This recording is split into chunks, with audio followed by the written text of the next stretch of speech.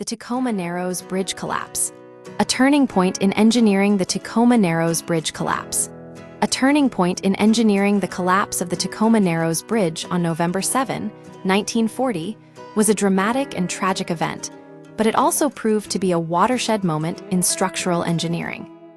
Nicknamed Galloping Gertie, for its unsettling dance in the wind, the bridge's sudden fall exposed critical flaws in design and understanding of aerodynamics, fundamentally altering how engineers approach bridge construction. The rise and fall of Galloping Gertie connecting Tacoma, Washington, and the Kitsap Peninsula, the Tacoma Narrows Bridge opened with fanfare just months before its disastrous end. At the time, it was the third longest suspension bridge in the world, a testament to the innovative designs of Leon Moisseiff, a renowned bridge engineer who had also contributed to the design of the iconic Golden Gate Bridge. However, unusual oscillations were noticed almost from the start. Workers gave the bridge the moniker Galloping Gertie and Engineer F. Bert Farquharson and his team from the University of Washington were tasked with investigating the problem, acknowledging, on that night, the bridge began to gallop. Moisseiff recognized that other bridges he had designed exhibited similar behavior, though with less intensity. Efforts to stabilize the bridge as Gertie's oscillations grew more pronounced, engineers scrambled to find a solution. First, 4 hydraulic jacks were installed to act as shock absorbers, proving ineffective. Then, in an attempt to reduce movement, temporary cables were tied to the ground across the bridge's span. However, a cable snapped during high winds on November 1st, and the galloping resumed. Farquharson's team conducted extensive modeling, creating a 54-foot, 16.5 meters scale model and an 8-foot, 2.4 m section to identify the root cause. Their tests revealed that winds gusting from the sides caused the bridge to twist. They proposed a fix, either drilling holes in the girders or installing deflectors to block the wind. Implementing these changes could have provided enough stability in just 10 days, with a full retrofit taking 45 days. A witness to disaster, unfortunately, these repairs never came to fruition.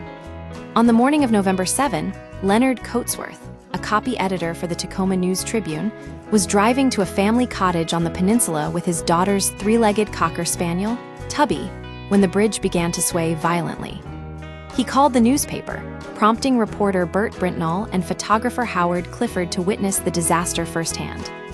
Coatsworth recounted losing control of his car as the bridge tilted, and Clifford described the road bouncing so dramatically that he was forced to run and sometimes kneel to avoid being left suspended in the air. Clifford was the last person to safely exit the bridge before it collapsed. The final, catastrophic moment arrived at 11:02 a.m. when a 57-foot, 17.5 m cable snapped, and the central span plunged into the water. Clifford and Brintnall were able to capture the bridge's fall on camera. Tragically, Tubby the dog did not survive, and he was the sole casualty of the collapse. From tragedy to insight, the science of torsional flutter, the collapse significantly damaged Moisseiff's reputation, and he passed away just 3 years later. However, the disaster provided unparalleled opportunities for engineering analysis, leading to groundbreaking discoveries. A team of experts eventually pinpointed the cause of the collapse as torsional flutter. A crucial factor was the slipping of the midspan cable, which separated into 2 unequal lengths.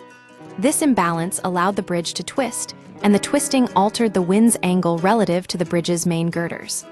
The bridge began to absorb more energy, amplifying the motion. When the twisting synchronized with wind vortices, the motion became self-sustaining. In other words, the forces acting on the bridge were no longer caused by wind. The bridge deck's own motion produced the forces. Engineers call this self-excited motion, as described by the Washington State Department of Transportation, WSDOT. Ultimately, the bridge was too long, its deck too light, and its roadway too narrow to effectively resist aerodynamic forces. The Tacoma Narrows Bridge collapse served as a harsh but vital lesson, fundamentally changing the approach to bridge design and ushering in a new era of wind engineering and aerodynamic considerations in large-scale structures.